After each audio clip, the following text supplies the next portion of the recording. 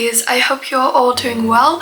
Today's video is going to be a little different from what I usually do, but I hope it will be useful to somebody, hopefully. If you don't know me yet, my name is Estelle. I am online schooled, which means that I do school online, basically. So I have learned some study methods, tips for the past few years when I have been doing this, and I thought it would be useful to share it to someone, though I want to insist on the fact that I have started to make mind maps this year, this September 2024.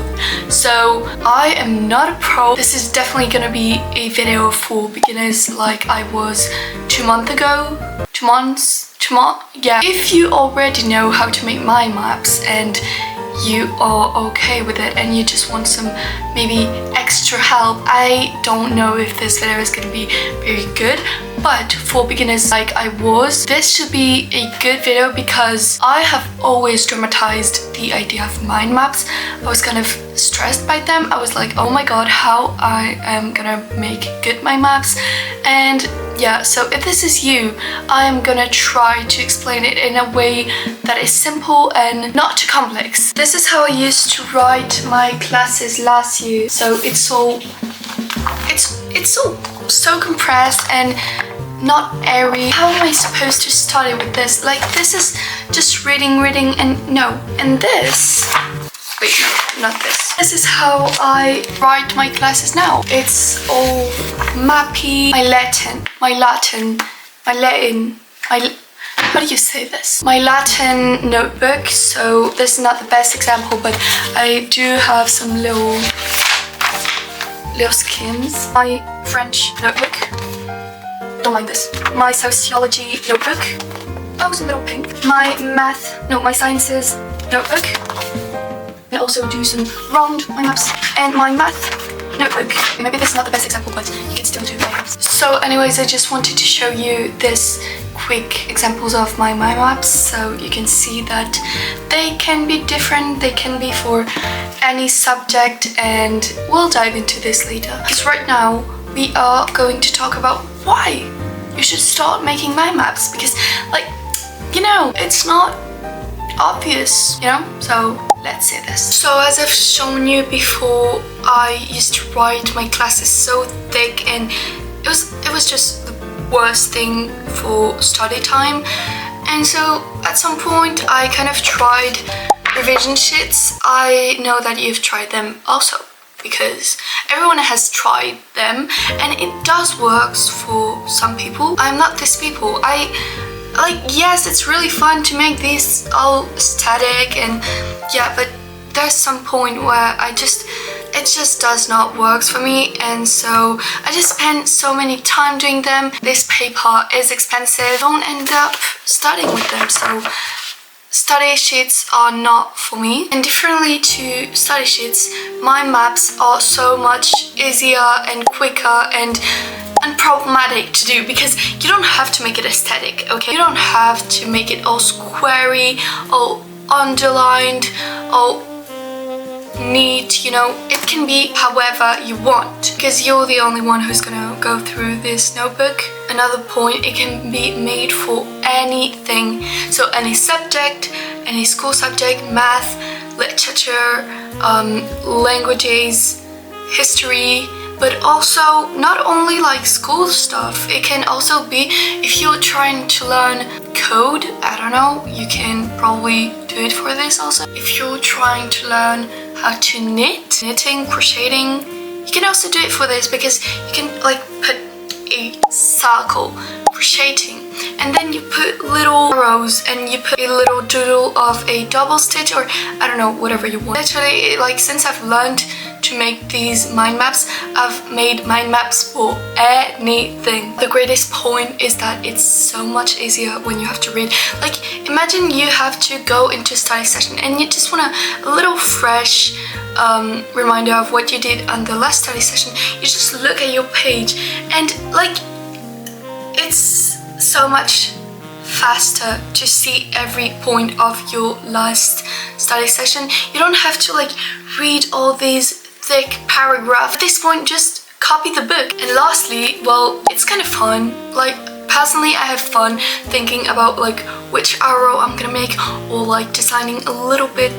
Like, yes, when I told earlier that it didn't have to be aesthetic, it doesn't have to, but if you want to, you can make it a little bit aesthetic. The thing is that I have a little bit of fun with it, but like if it's not all squarey and underlined, I don't care. Like, this is not the goal. I'm like, it just, if I want to draw a star in it, then I will do. But I'm not trying to have the best handwriting possible in all this. How I make mind maps and how to make mind map. Because I used to be like, okay, I see what a mind map is, but I don't know what's important to write on a mind map. I don't know like where to start the arrows. So this is how I do it and how I started doing it like very quickly and easily. So first, you're gonna take like your chapter that you need to study, or how I told before, if you want to start crocheting, you're gonna write crochet in the middle. Like, this is how I do it. Obviously, take everything that I said, add a grain of salt, and you don't have to do it like this. I don't always do it like this, but these are like the most common mind maps that I do. So you're gonna write the title of your chapter in the middle, draw a circle around it, or you don't. It doesn't change anything. And what I like to do is I like to first read all my lesson, or like different little paragraphs of my lesson, and I like to firstly do this without noting anything. But I know that some people like can't, because it's somebody that is talking and can't just make pause. It depends on how you are writing this mind map. But what I like to do is this: write the little paragraph and then like kind of reread it, but thinking about what is the most important. If it's written like, to start crocheting, you need a hook, yarn, and this is it. So I'm just gonna make a little arrow and I'm gonna write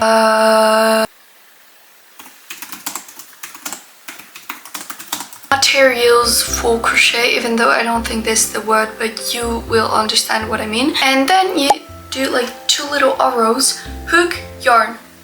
This is it. If you want to simplify it, you can just make little drawings of a hook and yarn of wool. This is it. So you're gonna link like kind of all of the info that you think it's interesting or important in these arrows, like kind of mini titles. And what I like to do is to start from the up and do like this. First I was like, okay, I need to put the most important, like this and this and this, or I was like, I need it to be in order, but no, like, please don't think too much about this, because you're just gonna overthink and you're gonna be like, where should I put this? Just put it. And don't worry, you're gonna manage to do it right. At the end, what really matters is that you have everything on your paper. If it's not in the right order, it doesn't matter. Unless you're doing like a chronologic thing in history, then yes, of course it matters.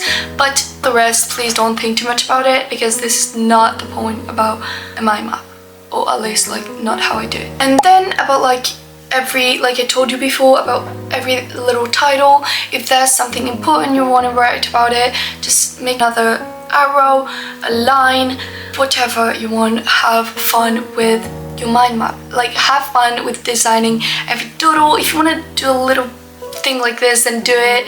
A little triangle, just signal that yeah, whatever you want. Have fun with making doodles. If you are doing something about sciences, instead of writing Vulcan, you can write, like, you can make a doodle of a little Vulcan.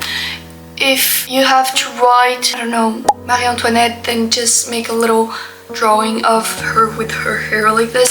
Just have fun, because like more doodles you make, the more your mind like will be way easier when you have to read it again. Unless like the doodle has nothing to do with the word, then you'll just like, why the heck did I draw a chicken when you meant a pumpkin, you know, like, no. But if it makes sense in your mind, then just do it and it's gonna be way easier. You can also add as many colors as you want, because colors are so good like to understand. Also, this is a psychological thing. I'm not a psychologic a psychologist. Yeah, but I've heard it many times, and so it's proven by science apparently. You can highlight. I don't do this many colors, but as I told you, I'm still learning, and I definitely need to add some colors to my things to make them more interesting. But sometimes I do highlight. Wait, where is this? Is the mind map I made this morning. Is not completed, but as you can see, I add some pink highlight. Yes, don't mind this. I was trying to do something cool, but it really turned out like a Christmas decoration. So the important thing to remember is to be creative with your mind map, because first you're gonna be less bored in class, because this is one of my problems. I get bored so quickly with just listening things or reading things. So if you just put some little doodles, you're way less bored and your mind is more best entertained. So this is so good, and then it's gonna be easier at the real lectures. Did I missed something? Well, yes, I actually just realized that I missed to mention that it's really important that you learn to make little words. I just don't have the word in English, but instead of writing, when you do it on text, instead of writing never mind, just NVM, how do you do HDW, compressing the words into your explanations or little titles. So when you read it again, it's like way faster and easier to read, because your mind doesn't get bothered by all of these E's and things, because your mind understands that NVM means never mind. I don't know why you would write never mind on your notebook, but this is just an example. So just learn to do these little compressions of words, and then it gives you more space and it's faster and easier to study later. Mind maps don't always look a certain way, because if I achieve to make so many mind maps for everything, is because I also adapt my way of making mind maps, because sometimes like you can't make a circle and then arrows because it just doesn't fit the theme of the class. So sometimes, wait, I'm gonna show you an example that I think I showed you before. Oh look, here I made some little doodles. Just wanted to show you this. So here, for example, maybe some people wouldn't call it a mind map, but I do, so this is what matters. This is a French class that I had to learn, and it's the subject doesn't matter. But this is the first, like, it wasn't something like this, it was more like something first step, second step, third step, and so and instead of doing a center and arrows, I did like first step, the thing about the first step, second step, you know, like I did something like this. Then in sciences it was about the cycle of I don't know what, but something, and so the cycle I made it like this. It starts here, then it does this, this, this, and I think I forgot an arrow, but it was like, you know, a cycle. You can also make mini mind maps, so you don't like, it's good to do a huge mind map, but sometimes you just want to make something little. So here I just, you know, it's just a little point that I don't want to have all written like this, so instead I do mini mind maps. So just to show a little more about like the huge mind maps that I do, even though they could be way huger, this is not a word. This is the center, and I just do a little like this. You can see that sometimes I do things like this. I'm sorry, I don't have the words to explain these kind of details, but it's visual, you understand. And for example, this morning I had fun. I made like wait, where is it? This, and then this, and then it goes here and here. Like, it can be a little complicated for someone that doesn't know my way of thinking, but as much as I understand it, then it's enough. And also, like, I don't do that big mind maps, but if you have a huge chapter to learn, then you can really just write the title in the middle. And look, this is like, I could, there's so much space. Also, like, this one is not finished, but there's so much space. You can put so much in one mind map. So don't limitate yourself to little chapters. Don't limitate yourself, simply. In conclusion, there's no one way to make a mind map, and you're gonna learn how to make them in the process, because my first mind maps were really doubtful. I was always doubting, oh, should I put this in here? And right now it's just coming way more natural. So just do them as many as you can. Don't doubt too much, and you will become way more confident about them, so it will be easier and you will find your way to make these mind maps. Other conclusion, have fun and be creative with them, because firstly it's fun, and then it really helps your brain to understand. And finally, do them for anything. Like, don't limitate yourself. Don't be like, yes, with this, like I could just write some things. No, even if it's like 3 points, it's so much better to like do them in little circles or stars or whatever you want. This is the end of the video. I've talked so much, but I really hope that it was useful to someone. If you have any like knowledge about mind maps, please put them in the comments, because it can help people and it could help me, because as I said, I have still like so much stuff to learn about them. I need to add some colors, doodles, because I'm not like really confident with this yet, so I'm gonna try to implement more of these in my future mind maps, and maybe I will make another video in like a year or two when I will be a professional of mind maps. I don't know if this will ever come. I hope this was useful for like really beginners. I hope you took great notes. Tell me if I should do more study videos, like about my study tips. I don't know if you would like this, and if you liked this video, please subscribe and like. It really means a lot to me, and I will see you soon. Bye. Oh my god.